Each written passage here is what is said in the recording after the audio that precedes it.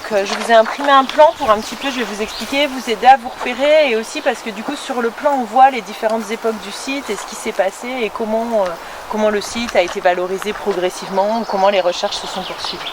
Donc là on est parti du bâtiment d'accueil qui a été inauguré en 2014, on en reparlera, et qui est volontairement éloigné du site pour permettre une arrivée progressive.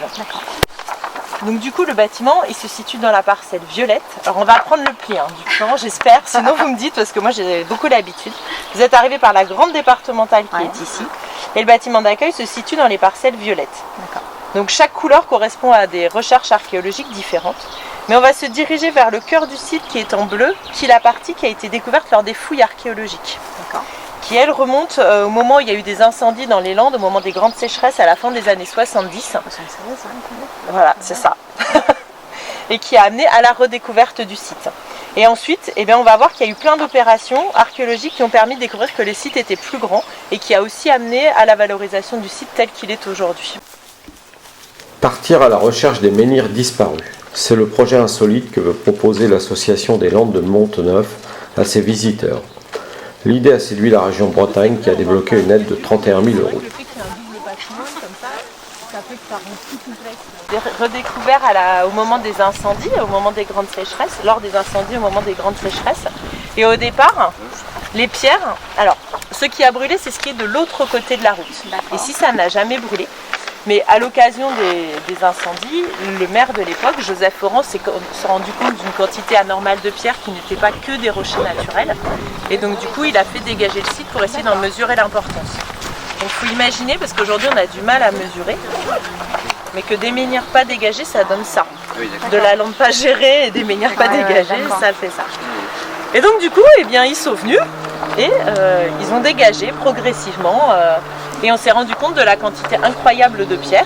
Alors ça c'est la petite photo d'époque, mais je trouvais quand même elle était chouette.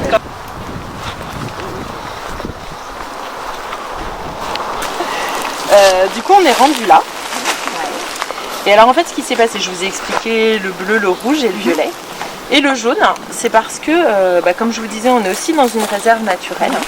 Et en fait, de l'autre côté de la route, quasiment tout est classé en réserve naturelle et il faut régénérer la lande. Et là, du coup, il y a plusieurs possibilités. Soit on est vraiment loin du site, et du coup, les zones qui sont restaurées, donc qui sont déboisées, c'est vu avec des architectes du bâtiment de France et des autres autorités archéologiques. L'idée, c'est qu'on suit les chantiers. Donc, dès qu'il y a une pierre, ils s'arrêtent. De toute façon, c'est en général un déboisement très doux, un bûcheronnage à la main, un export au cheval de trait, donc ça abîme peu. Et là, on suit les travaux et en fonction de ce qui est découvert, on voit si ce sont des mégalithes ou pas. Mais quand on se rapprochait du cœur du site, parce que là, il y a vraiment des zones de lande à déboiser, et ça devenait trop risqué de venir déboiser sans savoir ce qu'il y avait archéologiquement. Du coup, il a été décidé de faire une grande prospection sur 12 hectares. Donc évidemment on a pensé au lidar, pour les raisons que je vous ai dites, c'était pas possible. On a pensé à la résonance magnétique, c'était pas possible non plus parce qu'à 50 cm on a que du substrat rocheux, donc tout fait d'écho, et donc ça marche pas. Donc il reste les bonnes vieilles méthodes avec les gens. C'est ça. C'est ça, il y a un moment il n'y a plus que ça. Et ça donne ça. Ça donne plein de bénévoles de l'association ou d'étudiants en archéologie ultra motivés et enthousiastes qui viennent. En fait, on se met tous en ligne. Et forcément, plus on est nombreux, plus c'est efficace. Et on va venir piqueter. En fait, c'est une prospection sonore. Donc on pique le sol tous les 15 cm à 15-20 cm de profondeur. Et en fait, on entend. Quand il y a une pierre, ça fait écho. Alors ça fait très peur au début, mais il n'y a pas de souci. Tout le monde entend, ça s'entend très bien. Et dès qu'on trouve une pierre, on met un repère et on vient revoir après parce qu'on trouve beaucoup. Une fois qu'on a trouvé une fois que ça a fait écho, on met donc notre petit repère, c'est plus petit, je fais des entonnoirs en fait. Déjà on regarde si c'est un rocher naturel ou si c'est une pierre qui a été extraite. Si c'est un rocher naturel, on le cartographie en tant que tel, mais ça s'arrête là. Si c'est une pierre qui a été extraite, on regarde si elle a été extraite aux périodes historiques ou préhistoriques. Et en fait ça se voit si elle a été extraite avec des outils en pierre ou en fer. Si c'est extrait avec des outils en pierre, ça veut dire que c'est forcément à la préhistoire. Parce qu'à partir des âges des motos, ils ont utilisé des outils métalliques. Et après, on va regarder si cette pierre a été dressée ou pas. Et en fait ça, c'est parce que l'eau, la pluie, le vent, sur une pierre, ça va marquer le temps. Ça va la creuser, ça va la déformer, ça va la rainurer. Donc ça, on peut le voir même sur une pierre couchée. Et donc après on peut voir si elle a été dressée ou pas et si on la classe en menhir sûr ou juste en monolithe, c'est-à-dire une pierre qui a été extraite à l'époque de la préhistoire, mais dont on n'est pas certaine qu'elle a été levée. Ça ne veut pas dire qu'elle n'a pas été levée, mais on n'en a pas la trace. Beaucoup plus grand que ce qu'on envisageait à ce moment-là. Puisque la partie que vous venez de voir du site, c'est celle qui est dans l'ellipse verte. Donc les 90 pierres avec les 42 menhirs debout. Et au total, aujourd'hui sur le site, il y a 120 menhirs et monolithes. C'est-à-dire que le site est beaucoup plus grand et s'étend vraiment vers l'est. On commence vraiment à avoir une organisation architecturale très claire. Avec des pierres qui sont différentes. Là, c'est les blocs massifs, là, plutôt la dalle. C'est ça. Alors ça marchait très bien sur cette partie-là. Là, on n'a que des blocs massifs. En fait, voilà, l'idée c'était aussi de chercher quelle est l'organisation architecturale du site. Est-ce que c'est juste des fils d'est ou ouest? Est-ce qu'ils ont dressé au départ une pierre sur 3 et après ils sont venus boucher les trous? Est-ce qu'ils ont commencé à un bout, continué à l'autre?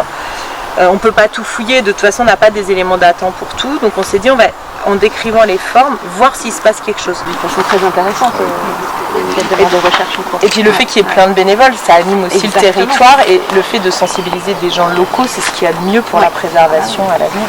La valorisation aussi, parce que nous au niveau de la région Bretagne, c'est ça, enfin, ça nous intéresse, c'est pas juste l'accompagnement pour financer les projets, mais c'est vraiment la diffusion, la valorisation et faire partager au plus grand nombre.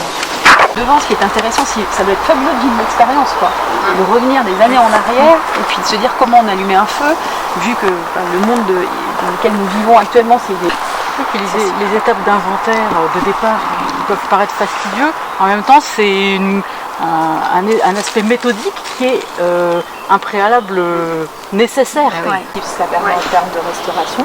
Mais on est aussi sur un site qui est valorisé, ouvert au public tout le temps. Donc l'idée c'est aussi vraiment de le faire découvrir parce que le public il nous demande tout le temps. Mais il y a quoi de nouveau sur le site? Qu'est-ce que vous y faites? Vu qu'ils savent qu'il y a des recherches, il y a une vraie demande. Et donc l'idée a germé de pouvoir présenter ces recherches au public. Donc on voulait quelque chose qui s'intègre vraiment au sentier d'interprétation, qui fonctionne très bien, qui satisfait vraiment le public, qui garde notre marque de fabrique, de mettre le public dans la situation, d'être un homme du néolithique, d'être un bâtisseur de menhir, et de faire découvrir ce travail et pourquoi on fait des recherches. Et donc est née l'idée de créer un nouvel espace de reconstitution sur devenir archéologue, vous, sur le site mégalithique de Monteneuf. Et donc on s'est arrêté là parce qu'il va avoir lieu là. Alors, l'idée c'est vraiment d'être sur un espace de reconstitution qui soit vraiment dans l'interprétation et dans l'immersion, qui sont nos deux grandes marques, nos deux signes distinctifs sur le site et qui fonctionnent. Hop. Ah, j'ai des feuilles plus molles, c'est plus dur à tourner. Mais je les ai agrafées cette fois. Donc c'était pour répondre à une demande du public, pour présenter aussi les recherches qui sont faites ici, parce qu'on en a parlé. Tous les sites mégalithiques ne peuvent pas être prospectés pareil en fonction de la nature de la végétation, en fonction de sa grandeur. Il y a plein d'autres types de recherches archéologiques. C'est vraiment ce qui est fait ici. Et donc, eh bien, on a commencé à chercher. Alors, je ne vais pas vous emmener trop loin parce qu'on n'est pas tous chaussés comme il faut, mais vous allez apercevoir, enfin moi je veux bien vous emmener, mais il y a plein de petits... On peut aller? Oui. Alors allons-y. Il est où? Vous voulez pas y aller? Je vais vous emmener par là. Vous voulez pas y aller? On peut rester là si vous voulez.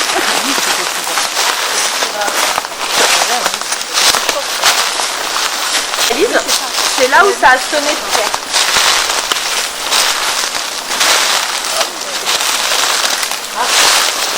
Pour pouvoir aménager l'espace, mais de pas tout dégager de sorte à ce que le public ne vienne pas tout piétiner par la suite.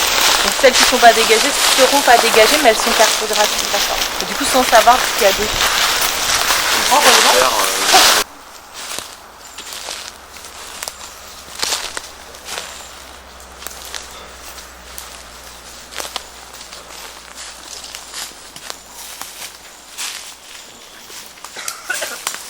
Ah, ma carte. Je suis contente. On est là, à 178. Pierre, en gros, si on reprend la carte de tout à l'heure, on est sur la parcelle 178. On l'a intégralement prospecté. Il est sorti à peu près 70 points où on a entendu de la pierre. Ça ne veut pas dire forcément 70 menhirs, mais 70 points. Tous ne sont pas dégagés, sont dégagés comme ça, en gros, dans 3 clairières qui seront plus aménagées, qui correspondent aux 3 espaces de l'espace de reconstitution qu'on veut créer. Donc dans un premier temps, par exemple ici on a dégagé des pierres qui sont alignées, de sorte à amener le visiteur à se poser des questions. Qu'est-ce que c'est que ces pierres? Est-ce que c'est des rochers naturels? Est-ce qu'elles sont alignées? Pourquoi elles sont alignées? Est-ce que c'est la suite du site qui est avant? Est-ce que c'est un autre site? Et en fait l'idée c'est que lui-même se pose des questions pour progressivement se poser les questions que se pose un archéologue avant de commencer à faire des recherches. Parce que souvent l'idée du public c'est de se dire on mène des recherches parce qu'il y a quelque chose. Mais non, on mène des recherches parce qu'on se pose des questions. Donc on voulait les amener à se poser des questions avec ce dégagement. Il va y avoir une mise en valeur paysagère, hein, là on est au début, pour qu'eux se posent ces questions-là et se mettent dans la peau de l'archéologue. C'est la première étape en fait. L'enveloppement on va dire. Et ça va être présenté, donc il va forcément y avoir les pierres qui sont des supports. Et tout est fait avec des supports qui vont vraiment s'intégrer au paysage. Donc là ce sont légers, ce sont des supports en bois avec des bâches. De sorte parce que l'espace est temporaire. Donc il va être créé pour 4-5 ans à peu près. Et les deux pourront être réutilisés ensemble ou indépendamment. C'est-à-dire qu'on pourra réutiliser les bâches à un autre endroit si on veut et faire une autre exposition sur les supports par la suite. Voilà l'idée. Et l'idée c'est aussi de voir l'impact sur l'environnement et naturel et archéologique sur cet espace. Soit que le piétinement dégrade trop les pierres ou la nature, on fera un autre espace plus tard ailleurs. Si on voit que ça n'impacte trop, pas trop, on pourra faire autre chose.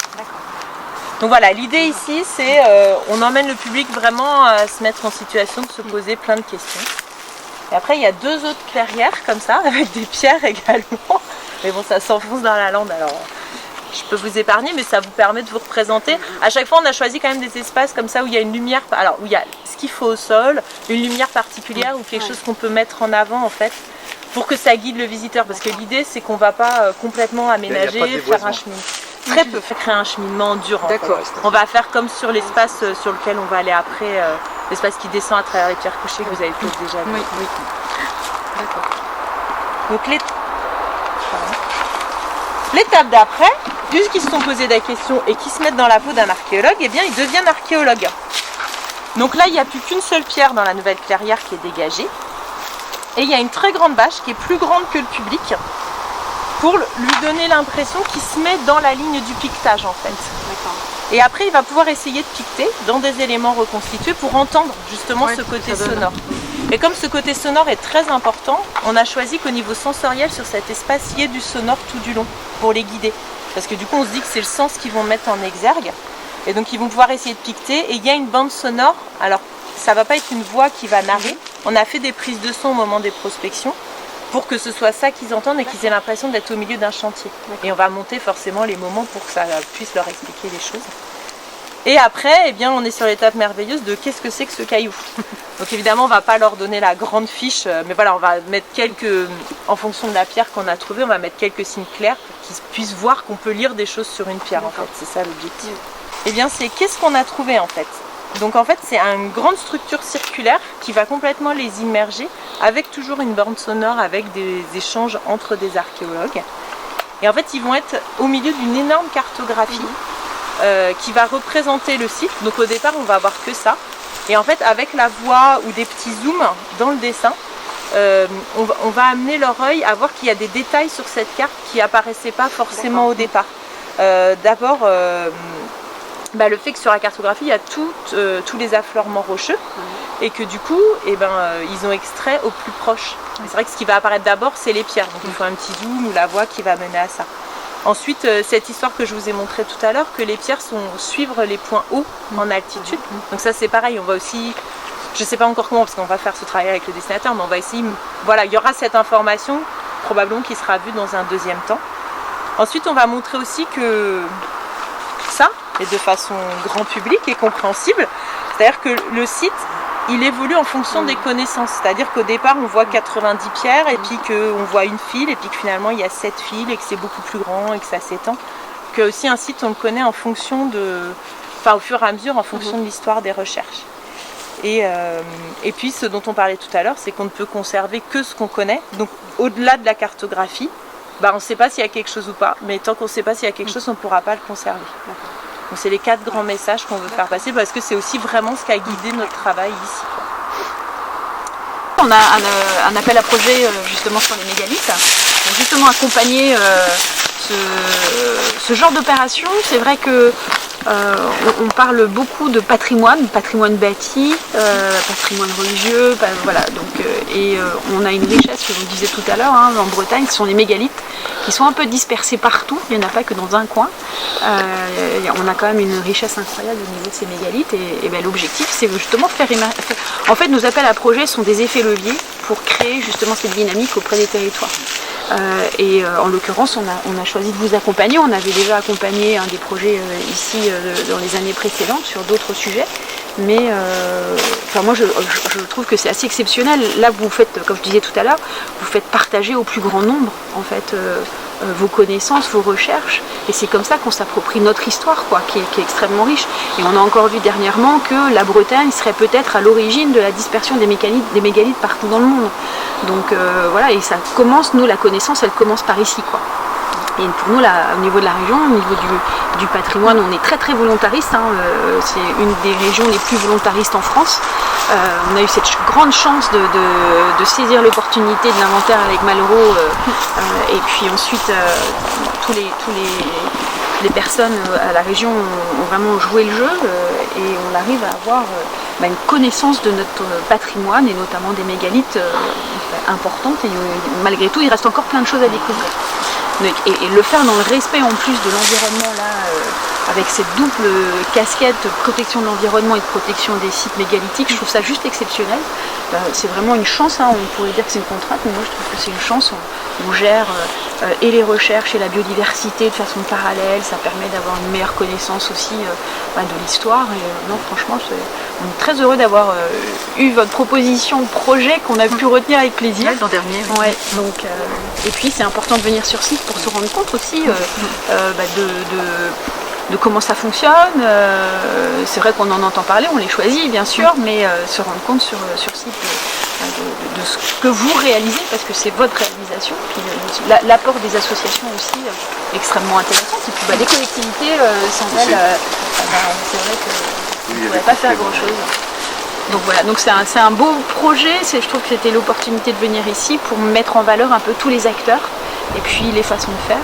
Et moi je trouve ça, je redis, mais très intéressant de mettre le visiteur au centre du site par la médiation, il s'approprie des choses comme il veut, et puis aussi par l'expérience, l'expérimentation, le fait de faire. Et là il se rend compte. Et je pense que quand on fait ça, on a tout gagné. Et le touriste repartira, touriste ou les locaux d'ailleurs, repartiront et parleront de leur expérience. Et c'est comme ça qu'on fait parler de l'attractivité, mais dans les valeurs qui sont celles de la Bretagne. Donc je trouve que c'est vraiment très intéressant. La transmission, les choses simples, l'authenticité. Donc bravo en tout cas.